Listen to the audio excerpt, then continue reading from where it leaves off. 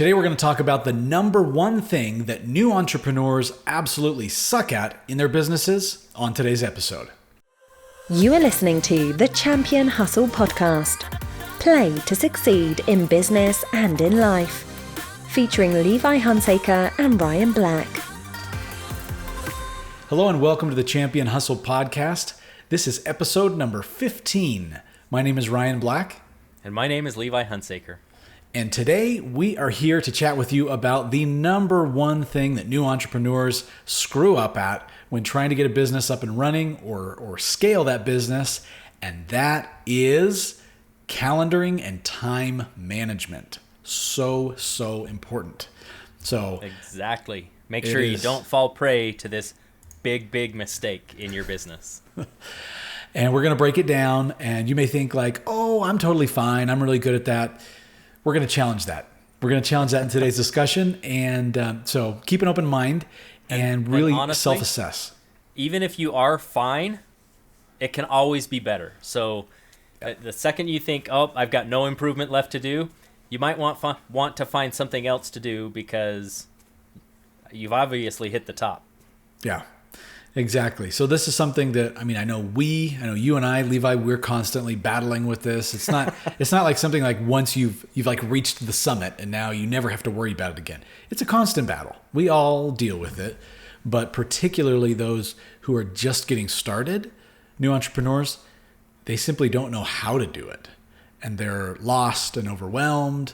So with today's episode, we're going to be diving into some of the strategies that we use and that work really well to be able to make it happen and work more work more effectively, more efficiently, and maximize the use of your time so that you can do more in less. So exactly, more and less. All right, yeah. Let's just jump right in. So when it comes to time management, it's all about prioritization and really making the most urgent and important items very first every single day, because you're basically working down the list. The stuff at the bottom of the list is going to be things that if I don't get to today, then you know what, there's always tomorrow. But there are certain things that have to get done today. And that today is every single day when you're running your own business, right? Nobody else is going to do it if you're not going to do it. So instead of thinking, oh, I want to focus on the fun and the easy things, you're going to focus on the most important things. And we're going to talk about a couple ways here in a little bit of figuring out what the most important things are for your business. But just make sure you're focusing on those things that have to be done today that are going to move your business forward. And I think we all, I guess I shouldn't speak for everyone. I know that I have a tendency to want to do the easy things first or the fun things first and say, oh, later I'll do those things that are really, more difficult or painful. That this is why it's so important to define it, because if you continue to focus on the easy and the fun and the easy and the fun, then all of a sudden you're going to wake up one day and realize, my business is falling apart. The ship is sinking because I've done all this stuff. And that's, a real struggle, especially for folks who are first timers in the world of entrepreneurship, where they've transitioned out of, an employment where they're used to, hey, I clock in or figuratively clock in every day, go to work, go to the office, whatever, do my stuff. And like you get paid either way. It doesn't work that way when you're running a small business. If you are not absolutely dedicating your time and efforts to the correct tasks, you might be working really hard all day long, but you're not actually doing anything to move your business forward. And I will admit, I am the first person guilty of this. And so it's better to learn that lesson earlier, because if it goes on too long, well, you might not be able to recover from it. Yeah, I'm completely guilty of this as well. Like things, I'm cleaning my office and organizing and getting business cards made and getting a logo done. And these are all great things, but are they the most important things? Is that going to bring revenue into your business? Yeah. Not really.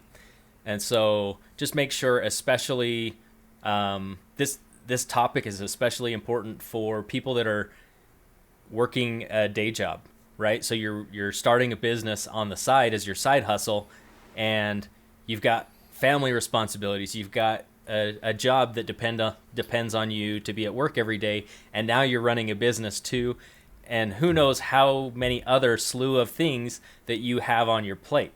And so getting this down and really tightening up your calendar is only going to make you better when you go full-time. Yeah, it is. It is really important. And, another thing that's important to consider is, Parkinson's law, right? When we're looking at the time management, Parkinson's law is basically says that the work that you have to complete within any given amount of time will expand to fill that time, whatever the available allotment is. So, for example, if, let's say, and this is purely hypothetical, right? This has never happened before.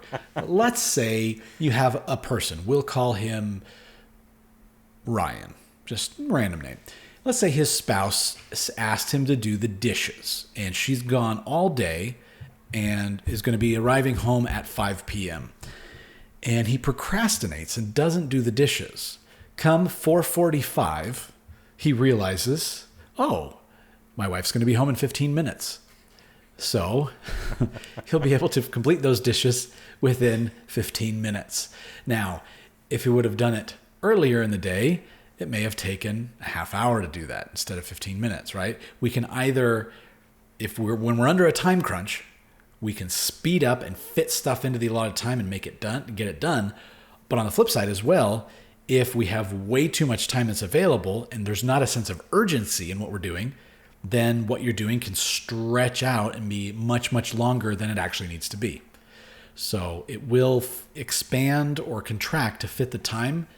And, that's kind of one of the principles, I think, if I remember, the 4-hour work week that he talks about as well in that book. Was it Tim Ferriss in his book? That, you want to limit, you want to create artificial constraints in your schedule so that you can work more effectively and get things done faster. Yeah, and that's the biggest thing is if you actually look at successful entrepreneurs, successful business owners, wealthy individuals, it's awesome to go and block your time out by the hour. But if you really inspect what these wealthy and successful people are doing, they're blocking out by the 15 minutes. Can you break your day down into 15-minute increments and know exactly what you're going to be doing every 15 minutes of the day? I'm not to that point yet. I'm just saying, can you do that? Yeah, definitely more effective. And, kind of going along with the whole Parkinson's law thing, right, we've all heard of the 80-20 rule where, 80% of results are produced by 20% of effort, or 80% of the problems are caused by 20% of the people, or what. I mean, it can really apply to anything, right? But that truly applies when we look at time and work. You look at any business, right?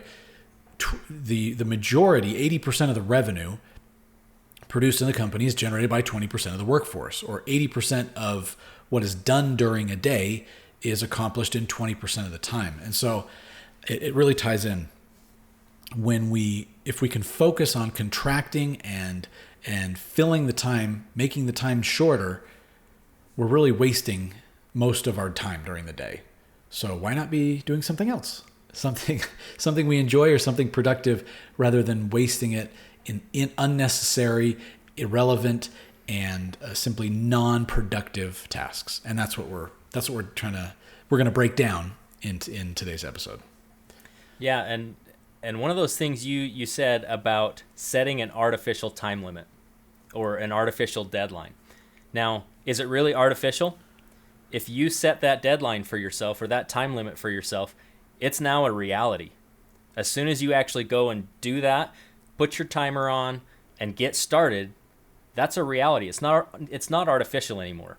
But what you're doing is you're setting yourself up for efficiency in your time by really compressing what you need to accomplish in that amount of time. I guess artificial is probably not the right word. I should have said arbitrary. That would have been a more accurate word. Well, it's still not arbitrary, right? You're deciding. I mean, it is a little bit arbitrary, but you're still deciding on what that time limit is, And that's going to be your effort during that time. Okay, cool. So it's a very important principle in time management and time blocking. So another principle that I want to talk about is make sure your schedule includes discretionary time. So I don't know if you guys have ever looked at computing resources. So I'm an engineer, and I geek out on this stuff, obviously, enough that I spent a lot of time in school learning about it. But what it comes down to is once you start to hit about 85% of the capacity of a processor in a computer, you actually start losing efficiency because of all the context switching, changing between different tasks, all that kind of stuff. So the reality is that happens personally too. Your brain is a computer. It's the most powerful computer in the world.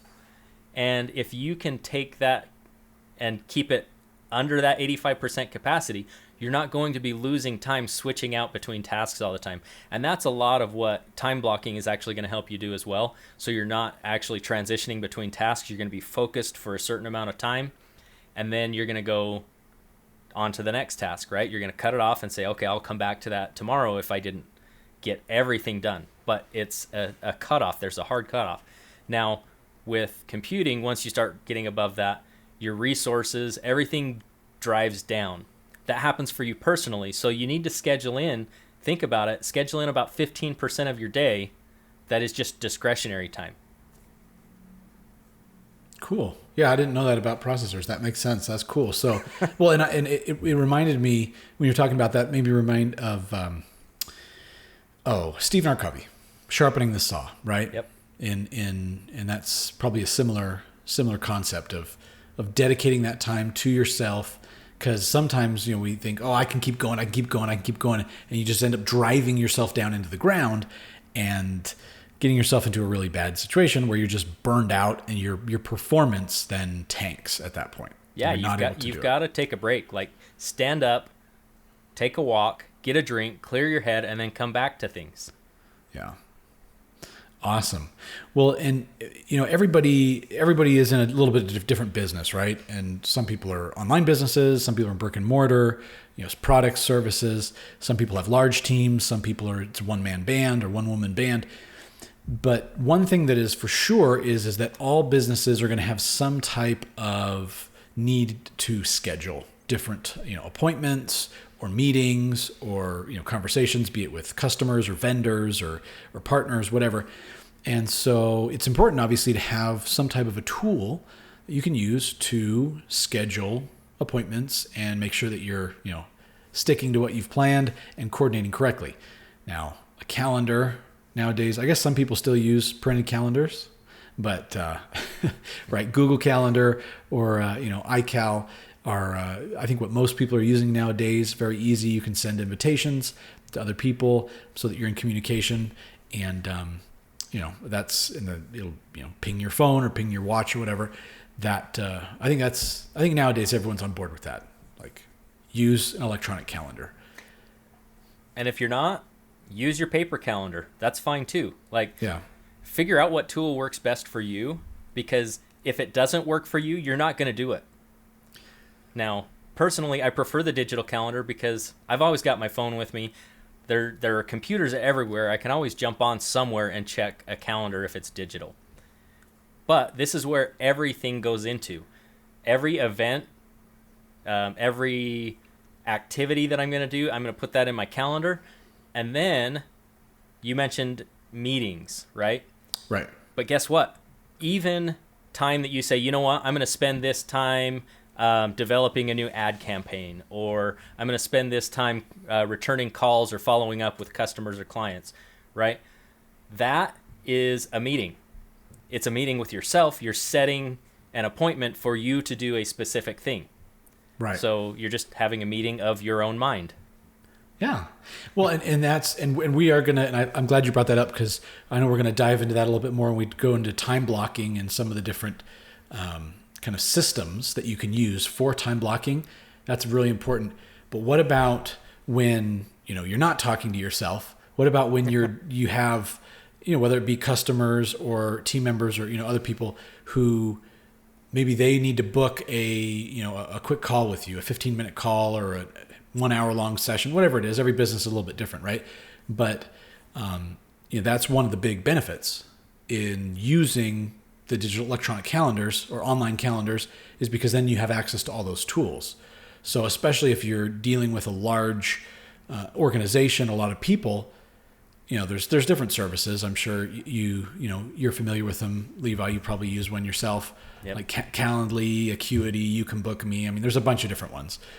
But that way you can just send, those people, be it customer, team member, whatever. Hey, here's a link to my calendar. Find a spot that works for you. They punch in their info, and then it automatically populates it on your calendar. It's a great way to be able to, kind of cut the receptionist out of the equation. They don't have to contact somebody who then reviews your calendar and sets it for you. It's simply, hey, here's a link. You can look. And the thing is, and this was one thing I was concerned about when I started using it. I was like, wait, are they going to be able to see like all the details of what's going on in my calendar? Right?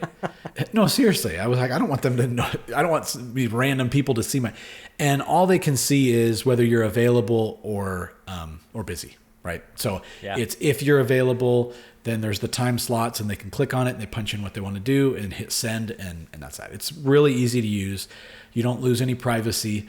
They're not going to be reading all of your deep, dark secrets on your calendar. And it's a great tool to use. Yeah. And those meeting booking tools, if you can make it easy for people to book time with you in your business, however you decide you're going to run that, it's just going to amplify what you're able to do. If it's an easy tool to use and they can say, you know what, I'm going to schedule a 15-minute consultation with Ryan, right? And all I have to do is go to this website and click maybe a couple of buttons to do it. Yeah. Put it in an email, done, right? It can be so simple, and once you're set up like this, that can actually help build out your schedule for you for your times when you know you need to be working with customers. Yeah. And that's the cool thing is using time blocking.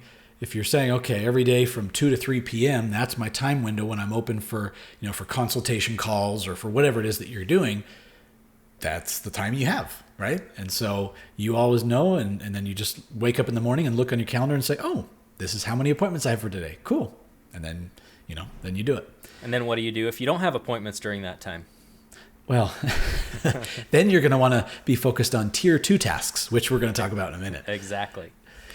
One of the really important things is, and I actually learned this when I was working at a bank years ago, was task mapping different tasks by days of the week, days of the month, upon milestones, and on demand. So let me clarify what that means. We had, when I worked at this bank, it was like a big file folder. This was years ago. There's ways you could do it electronically now, but big file folder, and it had basically a folder for every day of the month, right? So it was 1 to 31, and then we had ones for Monday through Friday. And so sometimes, like, we would have a customer who would come in and they'd say, hey, I need this transfer to be done on, the 20th of this month. And so we would go to the 20th and put the request on the 20th. So every day when we come into the bank, we would go and look and say, okay, what is today? Oh, today's the 15th. Go to the 15th, open it and see, are there any scheduled transactions or scheduled, applications or whatever that need to be done this day. So that concept of task mapping is, I would recommend you do it, Monday to Friday, or you could do all 7 days, but I do it personally Monday to Friday. So I say, okay, every Monday there are certain things I know I have to do every Monday, Tuesday, Wednesday, Thursday, etc. Likewise, every day of the month, there's certain days of the month that certain things happen in my business. And so I need to be prepared for that and not have to think and reinvent the wheel. Just say, what day is today? Oh, okay.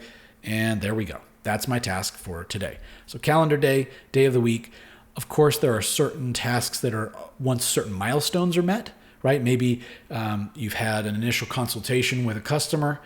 And so once that's completed, now there's something that needs to happen, right? So those are a little bit different.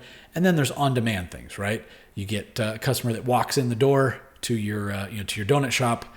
Then what, right? There's certain tasks that would be had at that point. So, but it's just kind of looking at it that way and mapping it out to where you can see, oh, okay, these are the tasks that I repeat every, Tuesday or every 15th of the month, can really kind of help protect you from from forgetting things and from having that stress of like, oh no, I should have done this and I forgot. Just map it out. You can use file folders, you can use an online system, but it's the process of defining it, because then, as we've talked about in previous episodes, then you can take it and offload it to VAs. You can do it yourself, but you beat me to the punch on that one. I was going to bring that up because basically what you're talking about here is building your system, building your process, building your system, so that once it's working smoothly, now you get to play the give it away game. And as you play the give it away game, your time gets freed up even more to go do the next thing that's going to be even bigger for your business. Yeah. Sorry, I stole your thunder on that one. No, it's all good. We had the same thought. Great minds think alike. Amen. So, all right. So let's jump into time blocking. Now, this is going to be the thing that is going to really transform time management in your business. And you can use this in your personal life as well. So, for example, my wife knows that, I have certain times we're working on the business and I have certain times that I'm working on my day job. And really, sometimes like a kids event comes up, for example, we'll just create a meeting on the calendar. And so I know, okay, I've got to adjust a few things and we'll change it up a little bit. When it comes down to time blocking, this is the most important tip about it, is you are going to have focused effort. And because you've blocked out a specific amount of time, and I talked about it, maybe you'll do an hour increment, maybe you'll do 30 minutes, or maybe you'll get to that point that you're down to 15-minute increments. But what you're going to say is, you know what? I'm going to be making phone calls and thanking personally my new customers. How awesome would that be? Give them that personal touch. And you're going to do that for 15 minutes, for example. During that 15 minutes, all of your notifications are off. Nothing else is going to distract you, and you're going to spend 15 minutes and you're going to see how many customers you can contact during that time, or whatever your activity is. But it's all about picking one focus and only one focus, nothing else, clearing off your plate, that's everything off your desk, everything else off your calendar, everything else, all the distractions off of your phone, and just going all out on that one effort. Now, by shutting out all the distractions, you're going to get in a rhythm. You're going to start slower, and you're going to build up into that so that you're running really smoothly by the end of that 15 minutes or 30-minute time block. One of the things I really like about time blocking is it gives you control and flexibility, yet organization, right? Because I have this set spirit, like you said, hyper-focused, no distractions. Okay, from this period to this period, I want to work on this type of like you said, customer outreach, right? Customer outreach, thanking new customers. And so that's going to be time well spent. So I love the flexibility that time blocking brings, where you're still in control of what you're doing. Because sometimes some of us can feel restricted, or, it's like, oh, I've got to do this. I've got to follow the schedule. And you just kind of want to wing it, or, just kind of figure it out as you go along. Time blocking, when done correctly, still allows you to have that flexibility and that freedom of being able to kind of work things the way you want, while maintaining the organization and the correct order of activities that truly matter. Yeah. So I love it. In time blocking, we kind of had a couple of ways that we wanted to share how we break that down. And so I guess I'll go first. For me, with time blocking, how I have found, for me personally, to be most effective, this might work for you, it might not, but I'll throw it out there. I call it task tiering. So, you have different tiers or different levels. And so in my business, obviously my business is probably different than yours as a listener. I know, Levi, your business and my business have a lot of similarities. We're doing a lot of the same stuff, which is awesome. But whether or not your business, I'm talking to you, the viewer, or the listener, is similar or different, just translate this for whatever works for you. So for me, I've got basically 4 tiers on my time blocking. So I've got tier 1, 2, 3, and 4 activities. Tier 1 activities are basically all current projects. So that means in the context of real estate investing, right? So that means any deal that I'm currently working on. So it could be, maybe a fix and flip deal that we're doing. Maybe it's something we're negotiating that's not closed yet. Maybe it's simply checking in with our property manager on some of our units to make sure that things are going well, right? It's touching on current projects and also on current prospects, right? So any project or prospect that is currently active, managing that and making sure that things are well. Why? Because those are the things that are closest to payday. And so that's tier 1, the most important. With tier 2 tasks, that is where we look at differentiating ourselves from the mom and pop, type businesses, and truly running a scalable business. And that is where we say, keep the pipeline full. And why do I say that? Because mom and pop businesses, they are so limited in their bandwidth. And I'm speaking out of experience here because I've run those types of businesses before. You're so limited in your bandwidth. As soon as you get a project or you get, enough customers, all of your energy and efforts and everything goes into serving the customers to by the time that they're done and then they leave, thank you, they're happy, you turn around, you don't have any new customers. You have to go out and find the customers because your pipeline of lead generation, and this, it could be a restaurant, it could be it doesn't matter. You've got to constantly be filling that pipeline full of leads, right? Whether it's a real estate transaction, a restaurant, or, you're selling stuff on eBay, it doesn't matter. You've got to keep that pipeline full. And so that's the second tier, keeping that pipeline full. I think that right there is a great idea for a future episode. Okay. How to keep your pipeline full. Ooh, that is good. Okay. We'll jot that down. We'll write that down. So that's number 2. Tier 3 is supporting the team and the community. So one of the things that that Levi and I do as real estate investors is obviously we do our own investments, but we also have a large team and actually a community, a nationwide community of real estate investors.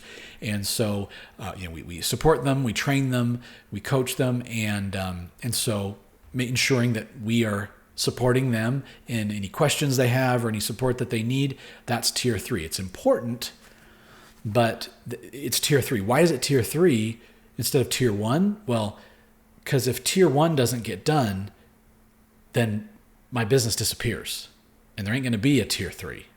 Like, I'll just be gone. So I think of it as when you're on the airplane and they say if they lose cabin pressure and the masks pop down, you put your mask on first.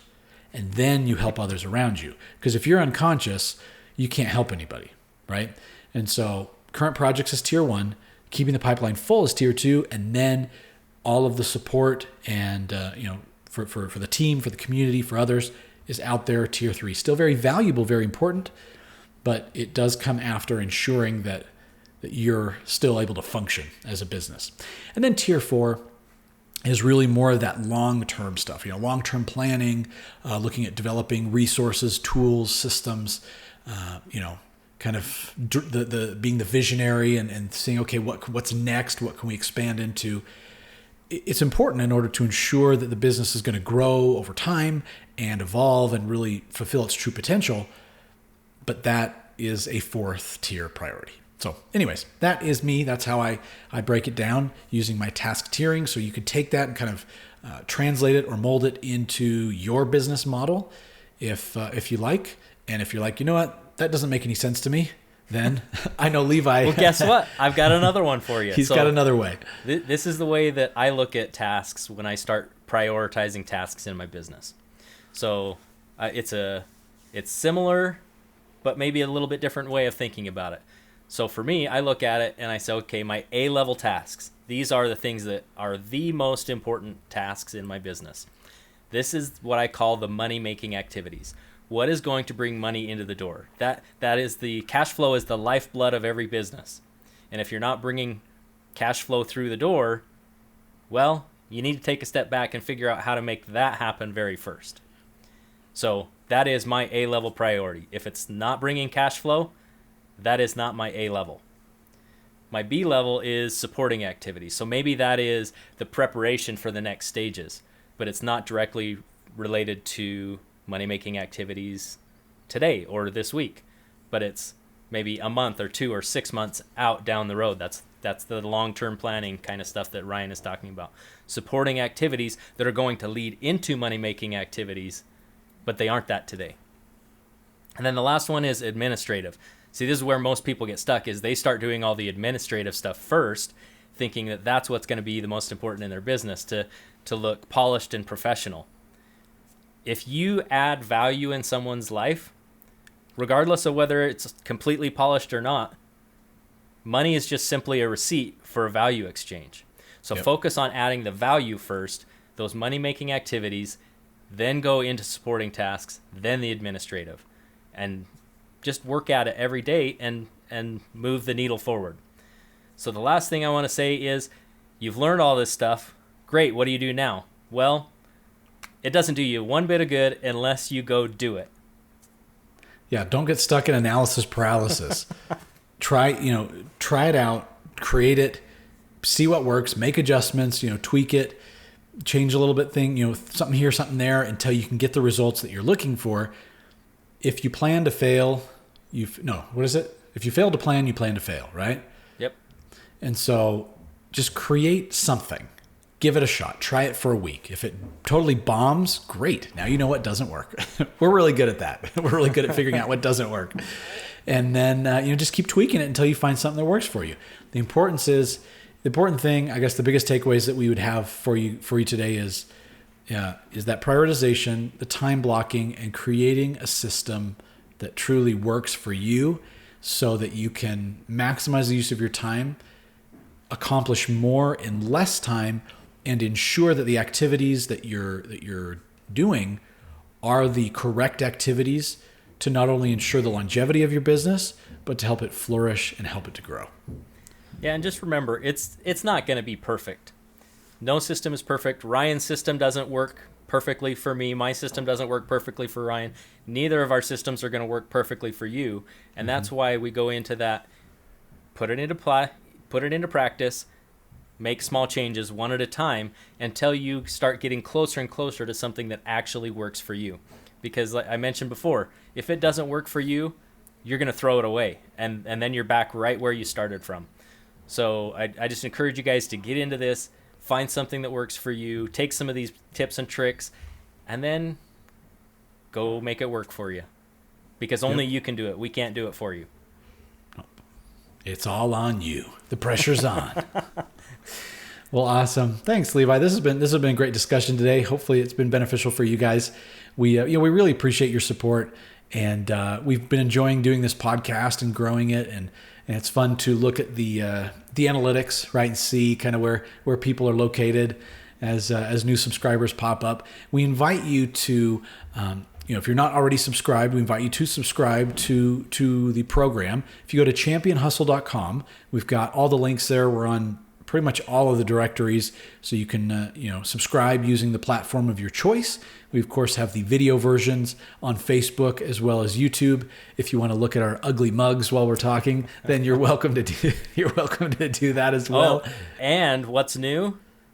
What's that? Amazon Music, baby. Oh, right on. We are now on Amazon Music as well. Sweet. See, you've always got good news for me, Levi. Levi's master at getting us set up on all those platforms. So it's cool. So we're now on Amazon Music, and we've just got more fun things coming out. We've got some pretty cool announcements coming up soon. So we look forward to that.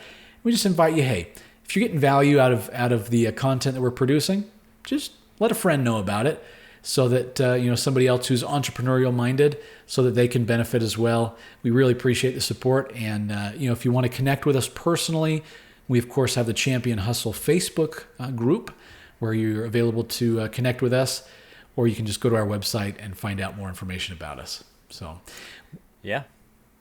So awesome! Connect with us there, and next week we dive into real estate again, and we're going to be talking about one of our favorite topics, fix and flips. Yep. It's become very popular because of the TV shows, right? Everyone wants to become a flipper now. Well, is that really how it is? Is it really that cool? What are some of the downsides? We're going to break it down from an insider's perspective. You're going to get the truth from real estate investors, the good, the bad, and the ugly of fixing and flipping. And we'll do that on next week's episode. So until then, guys, take care. Have a great week. Stay positive, and we'll see you then. Have a great week, everybody. Bye-bye. Thank you for joining us on this episode of the Champion Hustle podcast. For more great content and to join our online community, visit us at championhustle.com.